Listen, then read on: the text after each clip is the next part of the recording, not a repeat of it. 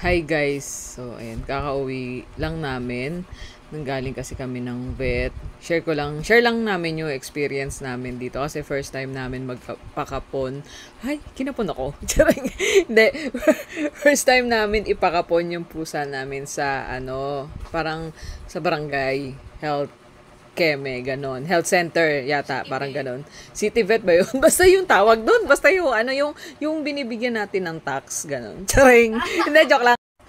So, ayan, libre naman kasi siya dito. Pero yung schedule niya kasi, parang July pa namin siya pinaschedule. Pero ngayon lang, natawagan. Siguro 2 months after, ganon. Since marami nga kasing nagpapalista. So, yun. So, ayan nga, ngayon, eto na siya.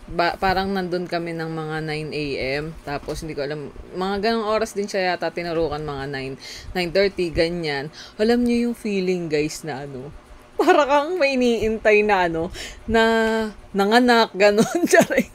Or meron kang iniintay na baby na kailangan paglabas niya healthy siya, ganun. First time kasi namin ni Ella nga dito. Kumbaga, dati na experience namin magpakapon sa private na vet. Tawag dito, pinaiwan lang sa amin yon, tapos binalikan lang namin. So, walang ganitong feeling na may eksena na makikita mo silang nakaganyan, tapos tatawagin kayo isa-isa pag nagising na yung mga alaga nyo. Ganun siya. So, syempre, may mga nauna sa amin. May mga nauna, tapos may mga sumunod din. Tapos, pag tinatawag, lumalabas ganyan. Oh, si number ganito, gising na. Yung mga ganun, yung nararamdaman ko talaga nun, parang siya, parang akong kinakabahan, parang gusto ko nang himatayin. Ganun pala yung feeling nun. Pag kunyari siguro, may baby kang lalabas, or merong kang, asawa na manganganak, ganun siguro yung feeling. Tapos, ito na nga, bali, yung mga nauna, naubos na siya. Tapos meron doon na nauna pa si Lab kasi to. Tsaka lalaki siya. Nauna pa si Lab maturukan. Hindi pa rin siya nagigising. May mas nauna pang nagising sa kanya. Ganun. So, parang, ang natira na lang doon, dalawa na lang sila. Para siyang, starstruck. Hindi, joke lang. Yung parang, Dream, Believe, Survive na may pagka-PBB, ganun. Pero, yung feeling na ma-excite kapag, sinabi na, si number 8 kasi siya. Number 8, gising na po, ganyan. So, parang, kinakabahan na talaga ako. Ang ginawa ko talaga, dinadivert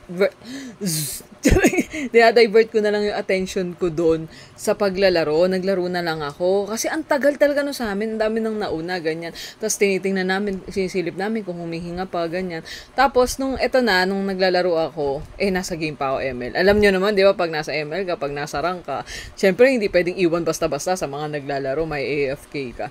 Bigla nang tinawag, number 8, sing na po, ganyan. Syempre, iniwan ko. Ayun, marereport tayo ngayon, guys.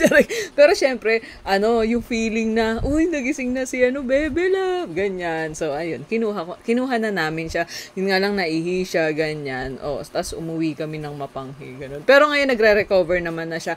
And nagpapasalamat kami syempre kay Lord na okay naman siya, nasa recovery period na siya, and nagpapasalamat din kami sa mga nag-handle sa kanya, ganun. Meron din libreng gamot, vitamins, yun lang pala yung libre. Hindi, tsaka yung yung pagkapon. Tapos bibili pa kami ng mga pangsuga, tsaka yung sa antibiotic yata, nireseta.